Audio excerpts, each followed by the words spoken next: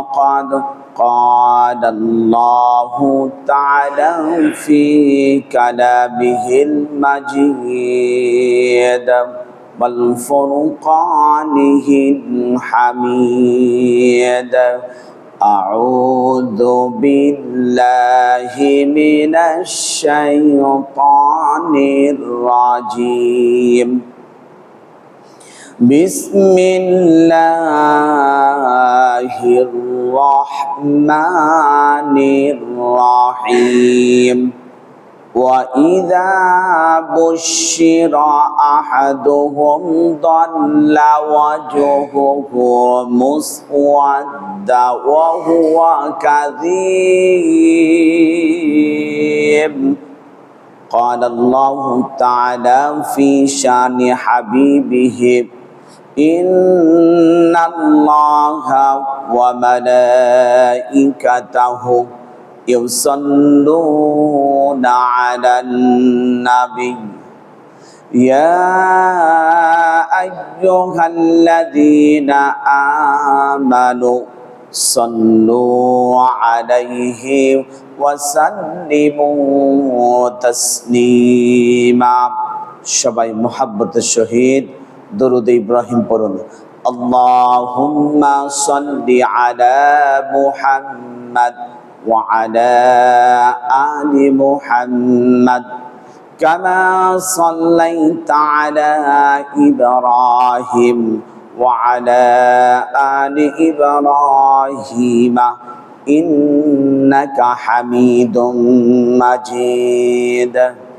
اللهم بارك على محمد وعلى آل محمد كما باركت على إبراهيم وعلى آل إبراهيم إنك حميد مجيد সকল প্রশংসার মালিক আল্লাহ রাব্বুল আলামিন, যিনি আমাদেরকে জিলহজের চাঁদের শেষ শুক্রবার পবিত্র মসজিদে আসার জন্য তৌফিক দিয়েছেন। আল্লাহর কাছে লাখো কোটি কালিমাতুশ শুকর আদায় করছি, বলুন আলহামদুলিল্লাহ। কারণ আমরা দেখতে পাচ্ছি এখন পুরো বিশ্বে থমথম বিরাজ করছে, তৃতীয় বিশ্বযুদ্ধের দিকে এগিয়ে যাচ্ছে। জানি না কি হবে, সম্পূর্ণ কিছুই আল্লাহ পাক ভালো জানেন। তবে মাজলুমদের বিজয় হবে ইনশাআল্লাহ। আল্লাহ পাক মাজলুমদের দোয়া কবুল করেন, মুস্তাজাবুদ দাওয়াত। বিশ্বনবী সাল্লাল্লাহু আলাইহি ওয়াসাল্লাম বলছেন, তিন ব্যক্তি দোয়া কবুল করেন: এক, পিতামাতার দোয়া; দুই, মুসাফির; তিন, মাজলুম। এই মাজলুম তিন শ্রেণীর ব্যক্তির দোয়ার মধ্যে বিশ্বনবী সাল্লাল্লাহু আলাইহি ওয়াসাল্লাম বলেন কোনো হিজাব থাকে না, কোনো পর্দা থাকে না, ডাইরেক্টলি আল্লাহ পাক কবুল করে নেন, ডাইরেক্টলি আল্লাহ পাক কবুল করে নেন। এই তিন শ্রেণীর মধ্যে প্যালেস্টাইনের অনেক ছোট্ট ছোট্ট শিশুরা ছিলেন, তারা মাসুম, যারা পাপ বলতে কিছু জানতো না। ইসরায়েল সৈন্য তাদের পা ধরে আছাড় দিয়ে মাটির সঙ্গে পাথরের সঙ্গে মেরে মেরে তাদেরকে পৃথিবীর থেকে শহীদ করে দিয়েছেন।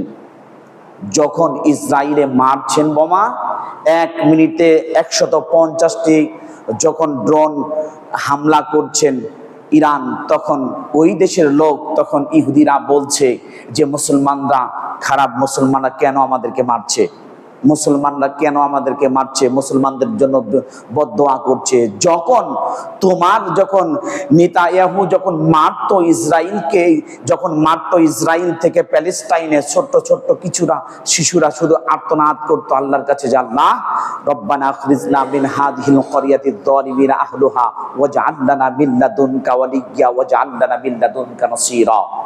আমাদের কি এমন কোনো অভিভাবক আসবে না, এমন কোন নেতা আসবে না যার বিনিময়ে আমরা স্বাধীন পেতে পারি, তোমার মুক্ত আকাশের নিচে মুক্ত জমিনে তোমার নামটি জপতে পারি? ওই শিশুরা ঠিক মতো খেতে পারেনি, গাছের লতাপাতা খেয়ে বসেছে, এখন তারা বদদোয়া করছে। আর ওই ইসরায়েলের সকল সাধারণ মানুষরা মুসলমানদের কাছে এখন অনুরোধ করছে, ক্ষমা ভিক্ষা চাচ্ছে যে তোমরা আমাদেরকে মাফ করে দাও, তোমরা আমাদেরকে মাফ করে দাও। এখন সাবেক প্রধানমন্ত্রী উনি বলছেন যে সব কিছু এর জন্য দায়ী গাজার সঙ্গে আমাদের যুদ্ধ লেগেছে, গাজা দায়ী নয়, এর জন্য নেতানিয়াহুই দায়ী। কারণ ওর কারণেই আজ পুরো বিশ্ব এখন থমথম বিরাজ করছে। আমেরিকা তার কাছ থেকে সরে গিয়েছেন, কারণ আমেরিকা, আমি আগেই বলেছি কিছুদিন আগে, যে উনি হলো গণতন্ত্রের ফেরিওয়ালা। ওনার লাভ যেখানে আমেরিকা সেখানে, যেখানে লাভ নেই সেখানে নেই। যেমন দেখেন তুরস্কের কাছে আমেরিকা যখন মিসাইল বিক্রি করে দিয়েছেন, তখন ইয়াহু বলছিলেন তুমি বিক্রি করিও না, তখন তার কথা ওভারটেক করে গোপনীয় বিক্রি করে দিয়েছেন। এখন ওইখান থেকে তুরস্ক থেকে এখন গোপনীয়ভাবে তখন পাঠিয়ে দিচ্ছেন এখন ইরানে। তখন ইরান যখন আস্তে আস্তে করে মারছে, ইরান হুমকি দিয়েছেন, যখন বলছে তুমি এটা থামাও, আমেরিকার সরকার বলেছেন ডোনাল্ড ট্রাম্প থামাও, তখন বলছেন না, গুলি যখন বের হয়েছে তখন বন্ধ করার আর অবকাশ নেই। আমি এটাই বোঝাতে চাচ্ছি, মাজলুমদের দোয়া কবুল হবে 100% সিওরিটি। মুহাম্মদ রাসূলুল্লাহ সাল্লাল্লাহু আলাইহি সাল্লাম বলেছেন। দেখুন, এই জন্য আপনাকে আমাকে এমন একটি সন্তান পৃথিবীতে নিয়ে আসতে হবে, যেই সন্তান মানুষের কল্যাণের দিকে আসবে, মানুষের উপকারের জন্য আসবে, মানুষকে শুধু দিনের দিকে ডাকবে, মানুষকে সৎ পথের উপদেশ দেবে, পারলে উপকার করবে, না পারলে কারো কোনো ক্ষতি করবে না। এটার উপরেই আজকে আমার শুক্রবারের সংক্ষিপ্ত খুতবা শেষ করার জন্য চেষ্টা করব। মা তৌফিকি ইল্লা বিল্লাহ, আলাইহি তাওয়াক্কালতু ওয়া ইলাইহি উনীব। রব্বানা লা ইলমা লানা ইল্লা মা আল্লামতানা ইন্নাকা আনতাল আলিমুল হাকীম। রব্বিশরাহ লি সাদরি ওয়া ইয়াসসির লি আমরি ওয়াহলুল উকদাতাম মিন লিসানি ইয়াফকাহু কওলি। বলুন আমিন। এক নাম্বার, দেখেন, আপনি আমি সন্তানে আমরা এ পর্যন্ত শুনে আসছি যে বাবার হক আদায় করতে হবে, মার হক আদায় করতে হবে, সবার হক আদায়, শুধু পিতামাতার হক আদায়ের উপরে আমরা বক্তৃতা শুনেছি। এবং সন্তানের হকটা যে আদায় করতে হবে এটা আমরা কোনো পিতামাতাও জানি না বা আদাও করতে জানি না। দেখেন, তা একটি একটি করে আপনাদের সামনে উপস্থাপন করার চেষ্টা করব। ওমা তৌফিক ইল্লা বিল্লাহ, আলাইহি তাওয়াক্কালতু ওয়া ইলাইহি উনীব। এক নাম্বার, দেখেন, সন্তানের অধিকার। সন্তান পৃথিবীতে আসার পূর্বে কয়েকটি কাজ করতে হবে। নবীজি মুহাম্মদ রাসূলুল্লাহ সাল্লাল্লাহু আলাইহি ওয়াসাল্লাম বলেন, সন্তান পৃথিবীতে আসার পূর্বে প্রত্যেক সন্তান চায় তার মা সবচেয়ে শিষ্টাচারী এবং ভালো হবে। মা যদি ভালো হয় তাহলে তার সন্তান ভালো, বীজ যদি ভালো হয় ফসল ভালো হবে। মা ভালো হলে সন্তান ভালো হবে, মা যদি ভালো না হয় তাহলে সন্তানও ভালো হবে না। সূরাতুত তাহা, দেখেন, এটার সঙ্গে আরেকটি রাজনৈতিক প্রাসঙ্গ আছে। মিনহা খালাকনাকুম ওয়া ফিহা নুঈদুকুম ওয়া মিনহা নুখরিজুকুম তারাতান উখরা। আল্লাহ পাক বলেন, বান্দা, তোমাকে এই মাটি থেকে সৃষ্টি করেছি, আবার এই মাটির মধ্যেই তোমাকে নিয়ে আসবো, আবার তোমাকে এই মাটি থেকে তোমাকে উদ্গত করব, পৃথিবীতে আবার তোমাকে জীবিত করে দিব। এই ইসরায়েল এক সময় প্যালেস্টাইনের প্রধানমন্ত্রী ইয়াসির আরাফাতকে খাবারের মধ্যে বিষ দিয়ে মেরেছিল। কয়েক বছর পর তার যখন কে কিভাবে মেরেছে এটা যখন তথ্য আবিষ্কার করতে যান, তথ্য আবিষ্কার করতে গিয়ে তখন বিজ্ঞানীরা বলেছিলেন যেখানে তাকে দাফন করা হয়েছে ওই দাফনের কবরের কাছ থেকে মাটি নিতে হবে, তার পাশে ডান হোক এবং বাম হোক বা সামনে বা পিছনের দিকে যে কোনো জায়গা থেকে হোক মাটি নিতে হবে। মাটি যখন নিয়ে আসলেন, যখন টেস্ট করলেন ডিএনএ জাম্মার শরীরে বইছে, বাবার শরীরে বইছে, এইটার প্রাসঙ্গিক এই কোড অর্থটা বইবে তার সন্তানের মধ্যে। বিশ্বনবী মুহাম্মদ রাসূলুল্লাহ সাল্লাল্লাহু আলাইহি ওয়াসাল্লাম বলেন, যেই কথাটি বলেছেন, মা যদি ভালো হয় সন্তান ভালো হবে, বীজ যদি ভালো হয় ফসল ভালো হবে। এই জন্য আল্লাহর নবী সাল্লাল্লাহু আলাইহি ওয়াসাল্লাম বলছেন, মা আমাকে উপহার দাও, তাহলে গোটা বিশ্বকে এমন সুন্দর একটা সভ্য সমাজ উপহার দিয়ে দিব। ইয়াসিন আরাফাতের যখন মাটি নিয়ে ডিএনএ টেস্ট করা হলো, তখন তার মধ্যে প্রকাশিত হলো তাকে খাবার দ্রব্যের মধ্যে বিষ খাওয়াইয়া পৃথিবীর থেকে বিদায় করা হয়েছে। বিজ্ঞান এটা বলেছেন। আর পিতার গর্ভ ওরস থেকে নিয়ে মাতৃগর্ভে যেই শুক্রাণুটি গেল, এই শুক্রাণুটি যাওয়ার পর ডিম্বাণুর মধ্যে থেকে যখন আস্তে আস্তে করে সৃষ্টি হলো মানুষ, ওই মানুষের পিতার যে শুক্রকিট গিয়েছেন, এখানে ডিএনএ মেডিকেল সায়েন্স বলেন, এই ডিএনএ এর মধ্যে প্রভাব পড়বে তার সন্তানের মধ্যে। মা এই জন্য প্রথম নবীজি মুহাম্মদ সাল্লাল্লাহু আলাইহি ওয়াসাল্লাম বলেছেন যে মা যদি ভালো হয় তাহলে সব কিছু ভালো হয়ে যাবে। আন আবি হুরায়রা রাদিয়াল্লাহু তাআলা আনহু আনিন নবী সাল্লাল্লাহু আলাইহি ওয়াসাল্লাম ক্বালাতুল কাহুল মারআতু লিআরবাআ। আল্লাহর নবী সাল্লাল্লাহু আলাইহি ওয়াসাল্লাম বলেন, আবু হুরায়রা থেকে বর্ণিত, তিনি বলেন নবীজি বলেছেন, একটা নারীর মধ্যে যদি 4টি গুণ থাকে তাহলে ওই নারীকে তুমি বিবাহ করতে পারবে। 1 নাম্বার গুণ লিমালিহা, তার সম্পদ আছে কিনা।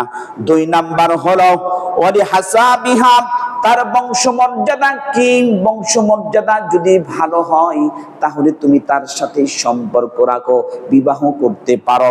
3 নাম্বার হলো ওয়ালি জামালিহা, সে সৌন্দর্য কিনা। 4 নাম্বার হলো ওয়ালি দীনিহা, সে দিনদারি কিনা। এই 4টি গুণ দেখতে বলেছেন। এরপরে আল্লাহ বলেছেন ফাংফাক বিদাতিন দিন, বিদাতির দিন, দেখবা যদি দিনের দিকেই প্রাধান্য দিবে, যদি দিন যদি তার মধ্যে থাকে তাহলে তুমি তাকে প্রাধান্য দাও, অর্থাৎ বিবাহ করো।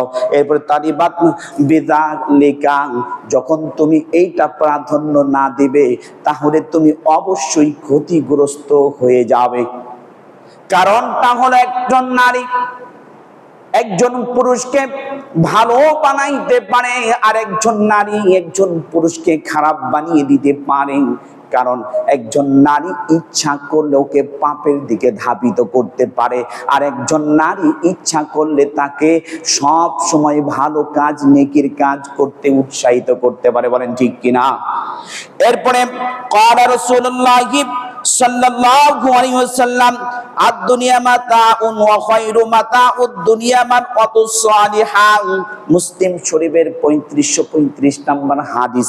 আল্লাহর নবী সাল্লাল্লাহু আলাইহি ওয়াসাল্লাম বলেন, পৃথিবীতে দুনিয়াতে হলো উপভোগের জায়গা, সবচেয়ে উপভোগ্য হলো একজন নেককার স্ত্রী। সুবহানাল্লাহ, নেককার স্ত্রী। দেখেন তো আপনার আমার গুণের মধ্যে মেলে কিনা।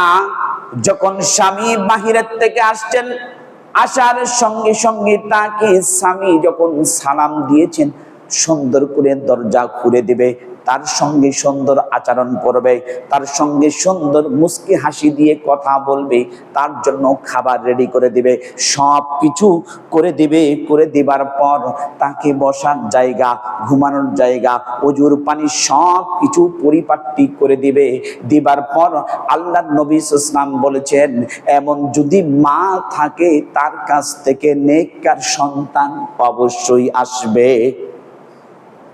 দেখেন তো মুহিউদ্দিন বড় পীর আব্দুল কাদের জিলানী রাহিমাহুল্লাহ, তিনি বলেছেন, আব্দুল কাদের রাহিমাহুল্লাহ তিনি যখন পড়তেছিলেন ছাত্র জীবনে, ওই ছাত্র জীবনে পড়া অবস্থাতে তখন বলছেন, মা আমি কোরআনও ভুলে যাচ্ছি, আস্তে আস্তে করে হাদিস মুখস্থ করি ভুলে যাচ্ছি।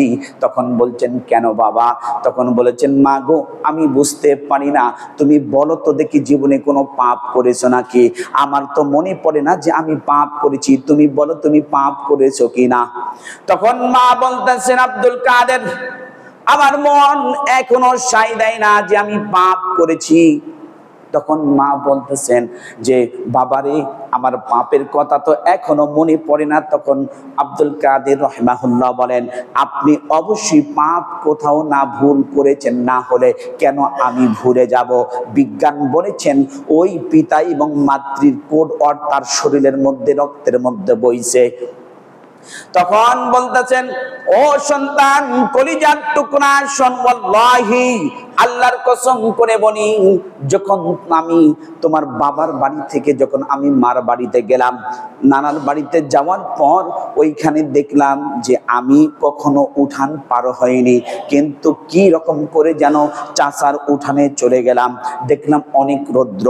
তুমি যখন আমার পেটের মধ্যে, কারণ একটা সন্তান নারীর পেটের মধ্যে যখন সন্তান থাকে তার টক খাওয়ার চাহিদা বাড়িয়ে যায়, বিভিন্ন ধরনের খাবার চাহিদা বাড়িয়ে যায়, শুধু অল্প অল্প করে খেতে চায়।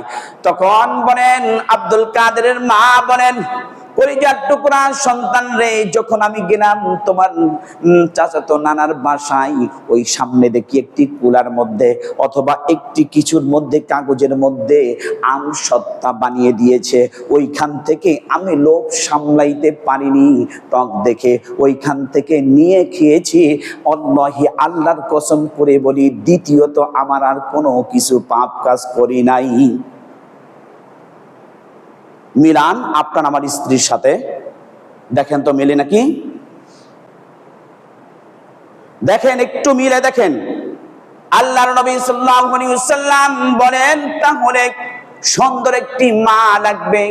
মা আসার পর উভয় যখন তাদের যখন বিছানায় শয়ন কক্ষে চলে যাবে, আল্লাহর নবী সাল্লাল্লাহু আলাইহি ওয়াসাল্লাম বলেছেন, ক্বালা লাউ আন্না আহাদুকুম ইযা আতা আহদিহি ক্বালা বিসমিল্লাহি আল্লাহুম্মা জান্নিবনিশ শাইতান ওয়া জান্নিবনিশ শাইতানা মা রাযাকনা ফাকুদিয়া বাইনাহুমা ওয়ালাদা লাম ইয়াদুররুহু শাইতান। আল্লাহর নবী সাল্লাল্লাহু আলাইহি ওয়াসাল্লাম বলেন, এটা বুখারী শরীফের 141 নম্বর হাদিস। বিশ্ব নবী সাল্লাল্লাহু আলাইহি ওয়াসাল্লাম বলেন, যখন মধুর সম্পর্কে যখন তারা জড়িয়ে যাবে, এর পূর্বেই তোমরা এই দোয়াটি বলবে, রব্বুল আলামিন আমাদের দুইজনের কাছ থেকে শয়তানকে দূরে সরাইয়া দাও। আবার মধুর মিলন হওয়ার পর যেই সন্তানটি আসবে, আবার এই সন্তানের থেকে তুমি শয়তানকে দ্রবীত করে দাও। রব্বুল আলামিন শয়তানের যাতে কোনো ছোঁয়া না লাগে, এই দোয়াটি করার পর যখন মাতৃগর্ভে সন্তান আসবে, ওই সন্তান যখন পৃথিবীতে ভূমিষ্ঠ হবে, বিশ্বনবী সাল্লাল্লাহু আলাইহি ওয়াসাল্লাম বলেন, ওই সন্তানকে কখনো শয়তান তার কাছে আসতে পারবে না। আপনি আমি মনে করি বিবাহ করেছি, সন্তান হবে, এই সন্তানটি যেমনে বলবো সেমনেই শুনবে না। এর পূর্বে অনেক কিছু আছে, অনেক কিছু আছে। পিতা মাতার হক শুধু বলেছি আমার সন্তান খেতে দিচ্ছে না, পড়তে দিচ্ছে না, আমি যা বলি তার বিপক্ষে চলছে। এখন আসেন বিপক্ষে। আল্লাহর নবী সাল্লাল্লাহু আলাইহি ওয়াসাল্লাম বলেন, একটি সন্তানের জন্য 12টি দায়িত্ব আছে তার পিতা মাতার। এই 12টি দায়িত্ব পালন করতে হবে অবশ্যই। 1 নাম্বার হলো, বিশ্বনবী সাল্লাল্লাহু আলাইহি ওয়াসাল্লাম বলেন, সন্তান যখন পৃথিবীতে আসবেই ডান কানে আজান, বাম কানে ইকামত। দেখেন কয়জন দিয়েছি, কতজন দিয়েছি। নারী যদি কন্যা সন্তান জন্মগ্রহণ করে, তাহলে আপনি আমি আজান দিতে চাই না। ছেলে হলে খুশির যন্ত্রণাতে সারা এলাকা মিষ্টি খাওয়াচ্ছে, মেয়ে হলে তার একটুও না, তখন মন খারাপ হয়। ওয়া ইদা বুশিরা আহাদুহুম দাল্লা ওয়াজহুহু মুসওয়াদ্দা ওয়া হুয়া কাযীব। সূরাতুন নাহল। আল্লাহ পাক বলছেন, কন্যা সন্তান জন্মগ্রহণ করলে তাদের মুখ কালো হয়ে যায়, তারা আর করতেছে না। বিশ্বনবী সাল্লাল্লাহু আলাইহি ওয়াসাল্লাম বলেন, দুই কন্যা সন্তানের পিতা আর আমি মুহাম্মদ সাল্লাল্লাহু আলাইহি সাল্লাম হাতটি সামন দিকেই উঠাইয়া বলছেন, এই দুই আঙ্গুল যেমন পাশাপাশি, আমি মুহাম্মদ সাল্লাল্লাহু আলাইহি সাল্লাম ওই কন্যা সন্তানের পিতা একসঙ্গে জান্নাতের মধ্যে থাকবো। সুবহানাল্লাহ। সাহাবীরা বলেন, একদিন বিশ্বনবীকে তার সন্তানের জন্য, ছেলে সন্তানের জন্য কাঁদতে দেখি নাই। কারণ ইতিহাস প্রমাণ করে তার সন্তান ছিলেন, পুত্র সন্তান ছিলেন চারজন, তাইয়্যিব, তৈয়ব, ইব্রাহিম, কাসিম। এটা তৃতীয় বা চতুর্থ শ্রেণীর মধ্যেও আছে ইসলাম ধর্ম বইয়ের মধ্যে। বিশ্বনবী সাল্লাল্লাহু আলাইহি ওয়াসাল্লাম ওই চারটি সন্তানের জন্য একবারও কাঁদেনি। বিশ্বনবী যখন বাহিরে যেতেন প্রথমেই বলতেন ফাতিমাকে, ফাতিমা আমি বাহিরে যাচ্ছি, তুমি সেফ মতো ভালোভাবে থাকবে। এরপরে যখন বাহিরের থেকে আসতেন হাদিয়া তোহফা নিয়ে আসলে তার মেয়ের হাতেই প্রথমে দিতেন। আর আপনি আমি ছেলেকে মাছের মাথা, মুরগির রান সব কিছু খাওয়াইতে খাওয়াইতে সব কিছু এমন বড় করে ফেলেছি, বড় হওয়ার পর ওই সন্তান আর বাবাকে দেখে না, তার বিবি ছাড়া কিছু বোঝে না। বাস্তব কিনা? দেখেন আল্লাহর নবী সাল্লাল্লাহু আলাইহি ওয়াসাল্লাম বলেন, আবু দাউদ শরীফের হাদিস 5105 নাম্বার হাদিস, বিশ্বনবী সাল্লাল্লাহু আলাইহি ওয়াসাল্লাম বললেন, ডান কানে আজান দিবা, বাম কানে ইকামত, তাহলে ওই সন্তানের প্রতি মহামারী আসবে। 2 নাম্বার হলো তাহলিক করাইতে হবে। সন্তান যেখানে হবে, সে নানার বাড়ি হোক আর দাদার বাড়িতে হোক আর ক্লিনিকে হোক, তবে খেয়াল রাখতে হবে আশপাশে কোনো মসজিদ আছে কিনা, কোনো ভালো মাপের হুজুর আছে কিনা, যেই হুজুরটাকে আপনার পছন্দ লাগে তাহলিক করাইতে হবে। বিশ্বনবী সাল্লাল্লাহু আলাইহি ওয়াসাল্লাম বলেন, বুখারীর 5467 নাম্বার হাদিসের বর্ণনাতে বিশ্বনবী সাল্লাল্লাহু আলাইহি ওয়াসাল্লামের কাছে এক সাহাবী বাচ্চা নিয়ে আসলেন, বললেন, ইয়া রাসূলুল্লাহ, আমার সন্তান জন্মগ্রহণ করেছে, আপনি একটু তাহলিক করায় দিন। বিশ্বনবীর মুখ থেকে তার মুখে থুতু দিয়ে দিলেন, এরপর খেজুর চাবাইয়ে কিছু অংশ তার দাঁতের মাড়ির সঙ্গে লাগাই দিলেন। এটাকে বলে তাহলিক করানো। এখন আপনারা কি, আপনি আমি কি করি? এই যে দাদি চাচি বলতেছে, এইটা না, কি করবি? কয় চিনি গোলা নেই, মধু নেই, তাতে কি হয়েছে? মধুর মতো কথা কইব, এরপর চিনির মতো মিষ্টি মিষ্টি কথা কইব। এখন যাদেরকে মধু খাওয়াই দিয়েছেন, চিনি খাওয়াই দিয়েছেন, এই সন্তানরা পিতারে দামিয়ে দৌড়ায়। যাকে কোনো কিছুই খাওয়াই দেয়নি, শুধু আজান আর ইকামত দিয়েছে, ওই ব্যক্তিরা পিতার মাথার পা ধরে বসে থাকে। সুবহানাল্লাহ। একটু ভাবেন, একটু মিলান বাস্তবতার সাথে। এরপরে আল্লাহ পাকের হাবিব সাল্লাল্লাহু আলাইহি ওয়াসাল্লাম বলছেন, 3 নাম্বার পয়েন্ট হলো তোমরা তার জন্য বরকতের দোয়া করবা। সেটা যদি দাদার বাড়ি হোক আর নানার বাড়ি হোক আর মেডিকেলে হোক।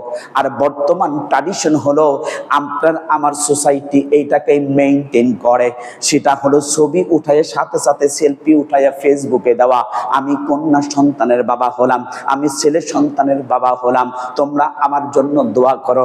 না না, বিশ্বনবী সাল্লাল্লাহু আলাইহি ওয়াসাল্লাম বলেছেন এটা হলো হাদিসের খেলাফ। তুমি কি করবা? বিশ্বনবী সাল্লাল্লাহু আলাইহি ওয়াসাল্লামের কাছে একজন সাহাবী আসলেন, আসার পর বলছেন, ইয়া রাসূলুল্লাহ, আপনি আমার সন্তানটাকে জন্য দোয়া করে দিন, বারাকার দোয়া করে দিন।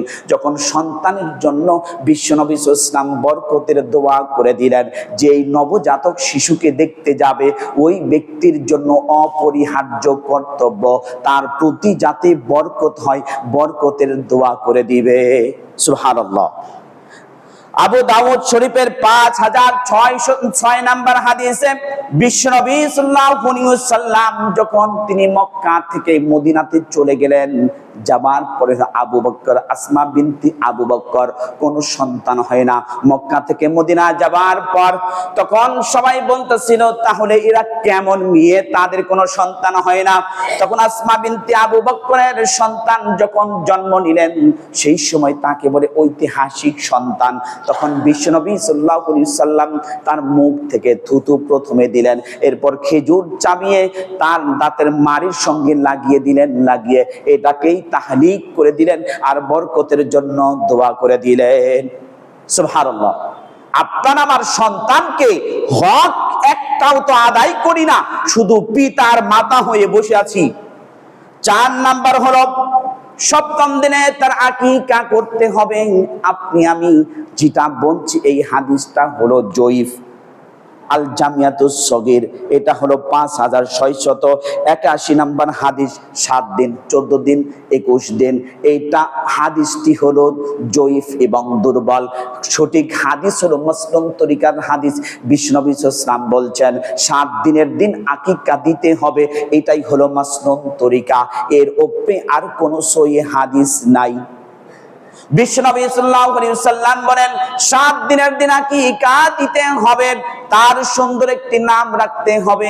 নাম রাখার পর আল্লাহর নবী সাল্লাল্লাহু আলাইহি ওয়াসাল্লাম বলেন তিরমিজি শরীফের 1519 নম্বর হাদিসের, আল্লাহর নবী সাল্লাল্লাহু আলাইহি ওয়াসাল্লাম ফাতেমাকে বললেন, ও ফাতেমা, যেহেতু হাসানের আজকে 7 দিন, তুমি চুলটা ফেলায় দাও। ফেলায় দেওয়ার পর চুল গুলি দাও। আপনার আমার কর্তব্য হবে ছোট্ট বাচ্চা যখন 7 দিনের দিন হয়েছে চুলগুলি ফেলাইয়া স্বর্ণকারের কাছ থেকে মাপ দিতে হবে। ওহার সম পরিমাণ রূপা আল্লাহ রাস্তায় সাদগা করতে হবে। রূপা না দিয়ে যদি ও পরিমাণ যদি অর্থ সাদগা করে দেন তা আদায় হয়ে যাবে।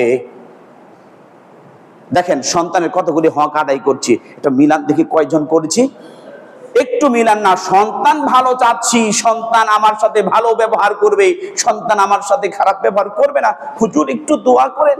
দোয়া করতে করতে হুজুর একবারে আসমানে ঠাকাই দিয়েছে, সন্তান তার উল্টাটাই করছে কাজ। কারণ আমি তো করিনি, আমি আমার বাবার খিদমত করিনি, তাহলে আমার কি করে খিদমত করবে? এরপরে দেখেন আল্লাহর নবী সাল্লাল্লাহু আলাইহি ওয়াসাল্লাম বলেন সুন্দর নাম রাখবে। তারপরে 6 নাম্বার হলো তাকে তারবিয়াত শিক্ষা দিবে। তারবিয়াত হলো সব থেকে, তাকে যখন 7 বছর বয়স হবে তাকে নামাজের আদেশ দিবে, তাকে নামাজ শিক্ষা দিবে। 10 বছর যখন বয়স হয়ে যাবে তাকে 10 বছর বয়সে তাকে নামাজের আদেশ দিবে। যদি কথা না শুনে তাকে মারবে, বিছানা পৃথক করে দিয়ে দিবে। তাই দেখুন আপনি আমি এমন একটি শিষ্টাচার শিক্ষা দিতে হবে। আপনি আমি শিক্ষা নিতে পারি। ইব্রাহিম আলাইহিস সালাম যখন ছোট্ট বয়সে গর্তের মধ্যে থেকে বের হলেন, বের হওয়ার পর সব কিছু দেখার পর তখন বলছেন এইটা আমার একটাও ইলাহ হতে পারে না, আমার চেহারাকে ঘুরে দিলাম। সবাই বলুন ইন্নী ওয়াজ্জাহাতু ওয়াজহিয়া লিল্লাযী ফাতারাস সামাওয়াতি ওয়াল আরদা হানিফা ওয়া মা আনা মিনাল মুশরিকিন। নিশ্চয় আমার চেহারাকে ফিরিয়ে দিলাম সেই আল্লাহর দিকে যিনি আসমানও বানিয়েছেন, জমিনও বানিয়েছেন। তিনি হতেছেন আমার রব, আর উনি আমাকে রাস্তা দেখিয়ে দিবেন। সুবহানাল্লাহ। এরপরে দেখেন শিষ্টাচার শিক্ষা দিতে হবে আপনাকে আমাকে। ছোট্ট থেকে কোনো কিছুর মধ্যে ক্ষমতা নাই আল্লাহ ছাড়া। আল্লাহ তোমার আমার কোনো ক্ষতি করতে পারে না। আল্লাহর হুকুম ছাড়া পৃথিবীর কোনো মাখলুক কোনো ক্ষতি করতে পারে না। যেমন আগুনের ক্ষমতা আছে, ও আমার মতো একজন মাখলুক। সূর্যের ক্ষমতা আছে অনেক উত্তপ্ত দেওয়ার, এটাও আমার মতো একজন মাখলুক। আসমান থেকে বৃষ্টি হয়, ঝড় হয়, তুফান হয়, ওইগুলি একটা মাখলুক। এটা আমি যেমন মাখলুক ও তেমন মাখলুক। কারণ মাখলুক আল্লাহর হুকুম ছাড়া কোনো কাজই করতে পারে। এই জন্য আপনাকে আমাকে বলতে হবে খায়রিহি ওয়া শাররিহি মিনাল্লাহি তাআলা। ভালো মন্দ যাহা কিছু হয় সব কিছু কার পক্ষ থেকে? সবাই বলুন কার পক্ষ থেকে? আল্লাহ পাক বলেন ওয়া মা হুম বিদারিনা বিহি মিন আহাদিন ইল্লা বিইذনিল্লাহ। আমি যদি তোমার ক্ষতি লেখে থাকি বান্দা, যদি তোমাকে একটা লোমেরও ক্ষতি করতে পারবে না।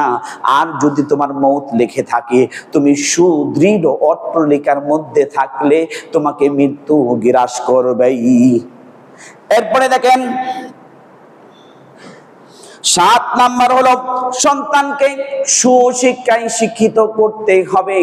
এমন শিক্ষা দিতে হবে যেই শিক্ষাতে আপনার দেশের কল্যাণ হবে, জাতির কল্যাণ হবে, সকলেই তাকে ভালোবাসবে।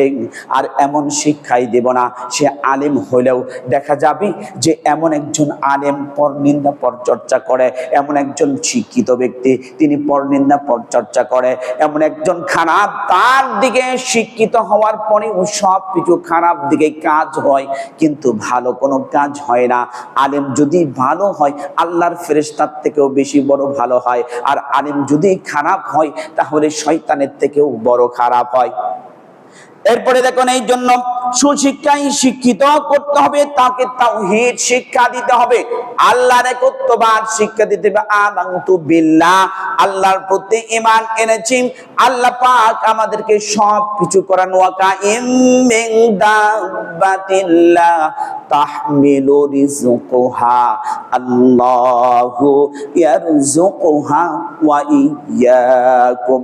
আল্লাহ পাক বলেন জলে এবং স্থলে যত জীব প্রাণী আছে সকল প্রাণীর খাবার আমি আল্লাহ আপন আপন কুদরতি হাতে পৌঁছায়া দেই। বলেন সুবহানাল্লাহ। আপন আপন কুদরতি হাতে পৌঁছায়া দেই। কারণ আপনি আমি মনে করি আজ খাবার আছে, কাল কি খাবো, পরশু খাবার আছে, এর পরের দিন কি খাবো, এমনি করে যখন চিন্তা করি আমি তাওহীদের উপরে এক আল্লাহর উপর বিশ্বাস করি, আল্লাহ পাকই তার আপন কুদরতি হাতে খাবার পৌঁছায় দেবেন। কারণ আল্লাহ পাক ওয়াদা করেছেন তুমি যদি আমার উপর ভরসা করো, আমার উপর বিশ্বাস করো, সব কিছুর দায়িত্ব আমি আল্লাহ। আমার যখন আমার থেকে দূরে সরে যাবে আমি তোমার থেকে দূরে সরে চলে যাব। এই জন্য বিশ্ব নবী সাল্লাল্লাহু আলাইহি ওয়াসাল্লাম বলেছেন যে জিন্দা 7 নাম্বার হলো আপনি জিন্দা অবস্থাতে সন্তানদেরকে যদি সম্পদ দিতে চান তাহলে সমান সমান ভাগ করে দিবেন। কারণটা হলো একজনকে কম দিবেন আরেকজনকে বেশি দিবেন, একজনকে বেশি দিবেন আরেকজনকে কম দিবেন। কেন দিবেন? সাহাবী کرام রাদিয়াল্লাহু তাআলা আলাইহি আজমাইন না, শুধু এটা বর্তমানের সমস্যা নয়, এটা আগেও ছিল। এক সাহাবী এসে বললেন ইয়া রাসূলুল্লাহ, আমি আমার সন্তানকে একটু জমি বেশি লিখে দিয়েছি, এখন আপনি তার সাক্ষী থাকুন। তখন বলছেন আপনার কি আর কোনো সন্তান আছে? তখন বলছেন হ্যাঁ। তাহলে তাদেরকে কতটুকু করে দিয়েছেন? তখন বলছেন ওদেরকে একটু কম দিয়েছি। তখন বলছেন আমাকে সাক্ষী হার বানাইবেন না, অন্য কাউকে সাক্ষী বানান। তখন বলছেন ইয়া রাসূলুল্লাহ, কেন? আপনাকে আমি সবচেয়ে উত্তম সাক্ষী মানি, কারণ মক্কা মদিনার ভিতরে আপনাকে আলামিন বলে। তখন বলতেছেন আমি আলামিন হতে পারি, ঠিক আছেন, আল্লাহ পাক আমার সম্মান যশ খ্যাতি সব কিছু দিয়েছেন, কিন্তু আপনি যে একটু কম আর বেশি করেছেন এটার কারণ কে? এটার শরীয়তের দলিল কে? এই শরীয়তের দলিল সব কিছু নিয়েছেন, কেন দিবেন? এরপর আমি আপনার জন্য সাক্ষী হতে পারি, এর আগে নয়, অন্য কাউকে সাক্ষী বানিয়ে নিন। এই জন্য আপনি কেন বেশি দিবেন?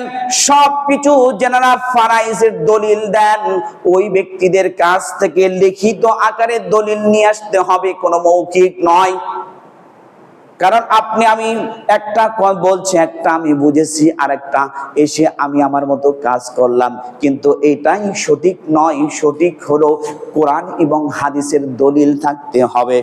এরপরে দেখেন 9 নাম্বার, আল্লাহর নবী সাল্লাল্লাহু আলাইহি ওয়াসাল্লাম বলেন যাদের বয়স হচ্ছে বিবাহর, সন্তান উপযুক্ত হয়েছে, ওই ব্যক্তিদেরকে বিবাহের বয়স হলে তাদেরকে বিবাহ করাই দিতে হবে। আর বিবাহ যদি না দেয় তার পিতা মাতা, যদি বিবাহ যদি না করায়, এর মধ্যে যদি খারাপ কিছু করে তাহলে পাপের কাজ করলে তার পিতার উপর বর্তাবে। এটা হলো সুনানে আহমদ শরীফের বর্ণনাতে আছে। এরপরে আছে 10 নাম্বার হলো পাত্র পাত্রী। কারণ আপনি আমি জোর করে একটা ছেলের সঙ্গে বিয়ে দিলাম, আর একটা জোর করে একটা মেয়ের সঙ্গে আমার ছেলেকে বিয়ে করাইলাম, আমার মেয়েকে জোর করে আরেকটা ছেলের সঙ্গে বিয়ে দিলাম। সাহাবী کرام রাদিয়াল্লাহু তাআলা আলাইহি আজমাইন মদিনা থেকে মক্কাতে আসতেন, বলেন ইয়া রাসূলুল্লাহ, আমি আসছি মুহাম্মদ সাল্লাল্লাহু আলাইহি ওয়াসাল্লামের কাছে। তখন বলছেন আয়েশা বলছেন ইজলিস, তুমি এখানে বসো।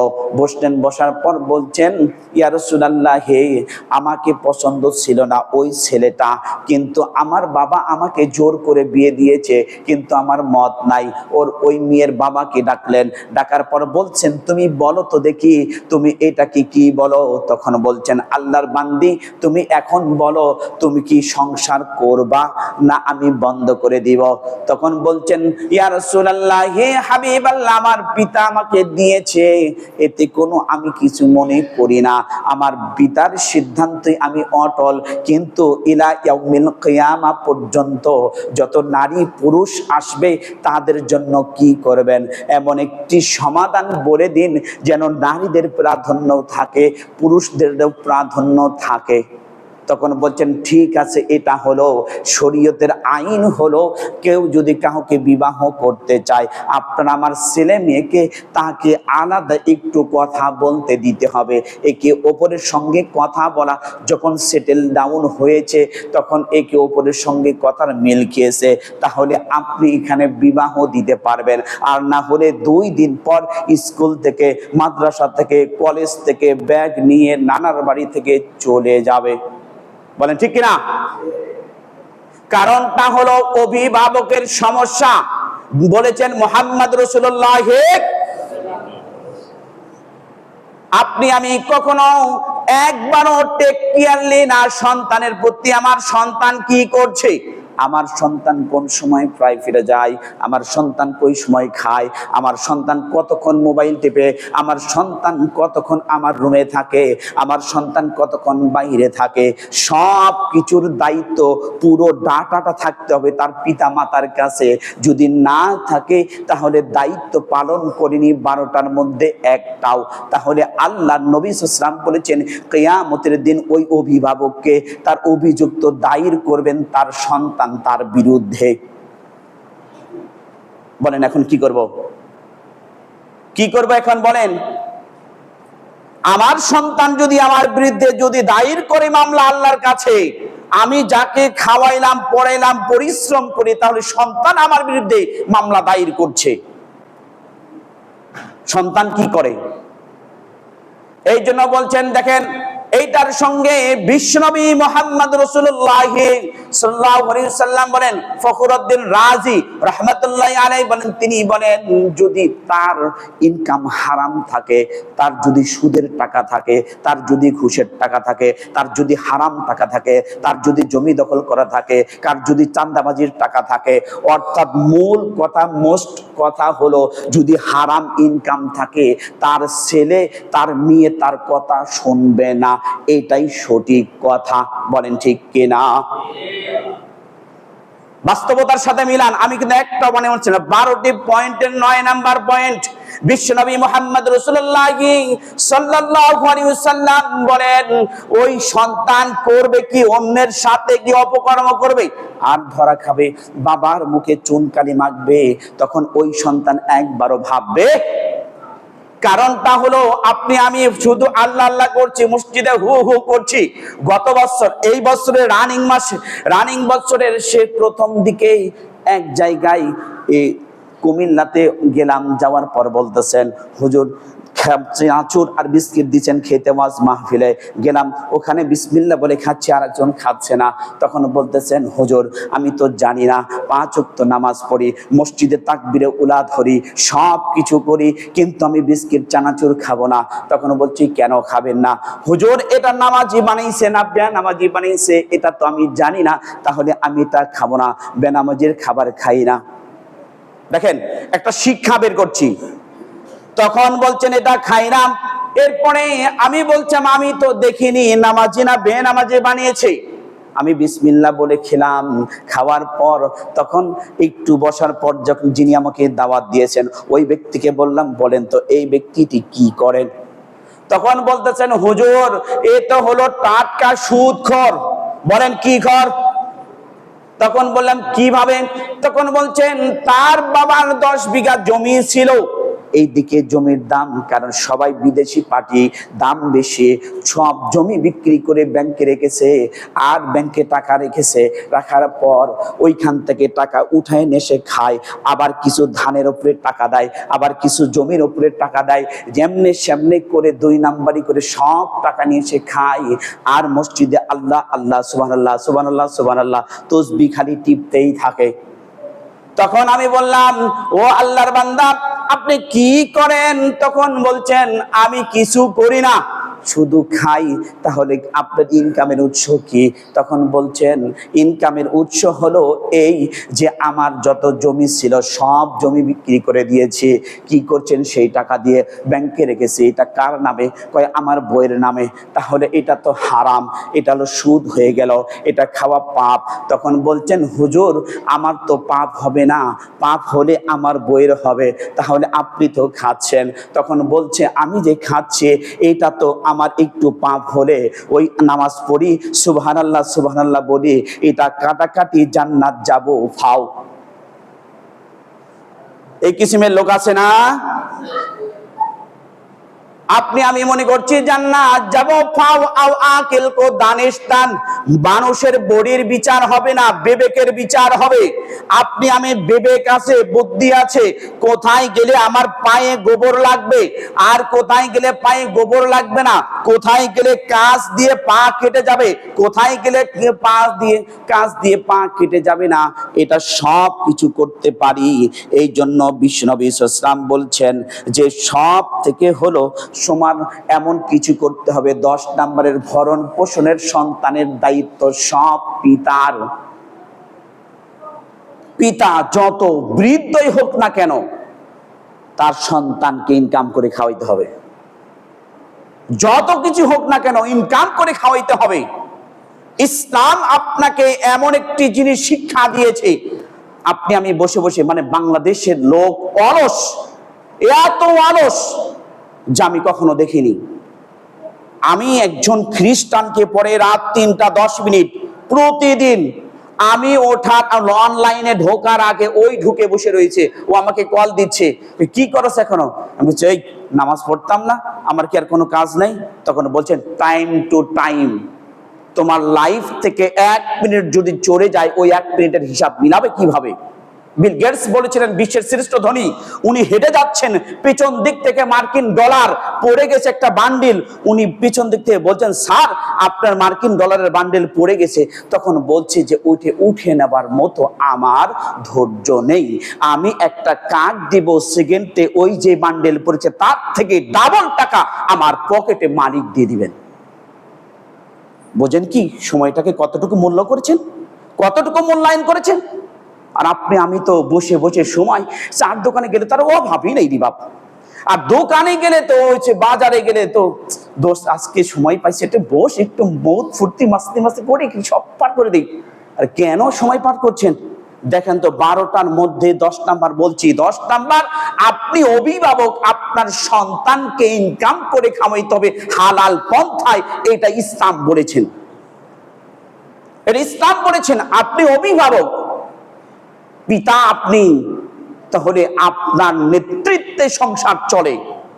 হারাম টাকা ইনকাম করে নিয়ে এসে খাওয়াবেন, কুরসিন কালেও আপনি মক্কাতুল মুকাররমা ধরে যদি দোয়া করেন, দোয়া কবুল হবে। আপনার শরীর, পুরো শরীর তো আগে ইস্তেগফার করতে হবে, এটা বাদ দিতে হবে, বাদ দিয়ে যে আল্লাহ আমি ভুল করেছি, আমি এটা আর করবো না, হয়তো আল্লাহ দোয়া কবুল করতে পারেন।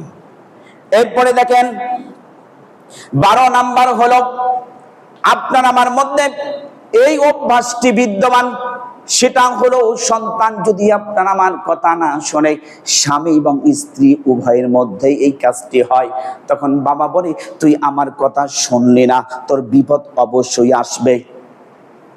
বিশ্বনবী সাল্লাল্লাহু আলাইহি ওয়াসাল্লাম না করেছেন, তুমি সন্তানের জন্য অভিশাপ করো না।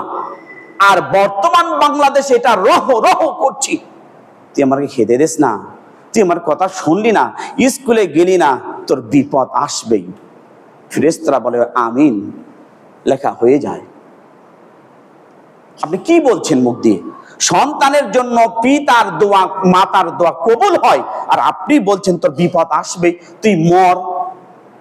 এইরকম বাক্য বলছি, কেন বলছি এটা বলতে পারবো, আমি আমার আপনার সন্তানের জন্য কি বলবো? যে আল্লাহ পাক তোকে হেদায়েত নসিব করুক। রাগ করছি, বলেন আল্লাহ পাক তোকে হেদায়েত নসিব করুক, আল্লাহ পাক তোর প্রতি রহমত দান করুক। কিন্তু এটা না বলি, বলছে তুই মরিস না। এরপরে বলছেন 2 নাম্বার হলো, কর্মচারীদেরকে তুমি কখনো তাদের জন্য বদদোয়া করিও না। কারণ আপনার আমার বাসায় কাজের মেয়ে থাকে, সে যদি কাজ না করে, কাজের লোক না থাকে, ওই তোর এই জন্য তো খাইতে পারস না, তুই এই জন্য তো একদিন বানাইছে, তোর এই জন্য তো এটা করেছে। বাস্তব কি না? দেখেন বাস্তব কি না? লোক একজন কাজে নিয়েছেন, কাজে নেবার পর একটু দেরি হচ্ছে, শরীরের সুবিধা অসুবিধা থাকতেই পারে, তো যখন কোদাল মারতে একটু দেরি হয়েছে, সারা জীবন তোমাকে কামলা দিয়েই খাইতে হইব, এছাড়া হইতো না। এই যে একটা খোঁটা, এই যে একটা অভিশাপ দিলেন, যদি এটা সঠিক না হয়, পৃথিবীতে 10টি দিক আছে বিজ্ঞানসম্মত, এই 10টি দিককে এই কথাটি ভেদ করতে চায়। ভেদ যখন না করতে পারে, ছিদ্র যখন না করতে পারে, যিনি এই বাক্যটি বলেছেন তার শরীরের মধ্যেই পতিত হয়। এখন বলেন আপনারা আমার জন্য কি বদদোয়া করা ঠিক? বলেন ঠিক? আর কোনোদিন কারো সম্পর্কে বদদোয়া করব না, বলে ইনশাআল্লাহ, বলে ইনশাআল্লাহ। এরপরে দেখেন, আপনার জন্য সম্পদের জন্য বদদোয়া করি, আমার সম্পদ দেয় নাই, অমুকের সম্পদ দিয়েছে, না হিংসা করেন না। ওই ব্যক্তির সম্পদ থেকে আপনি শুকরিয়া যদি আদায় করেন, এনি টাইম আল্লাহ আপনার সম্পদ বাড়িয়ে দিবে, সম্পদ বাড়িয়ে দিবেন।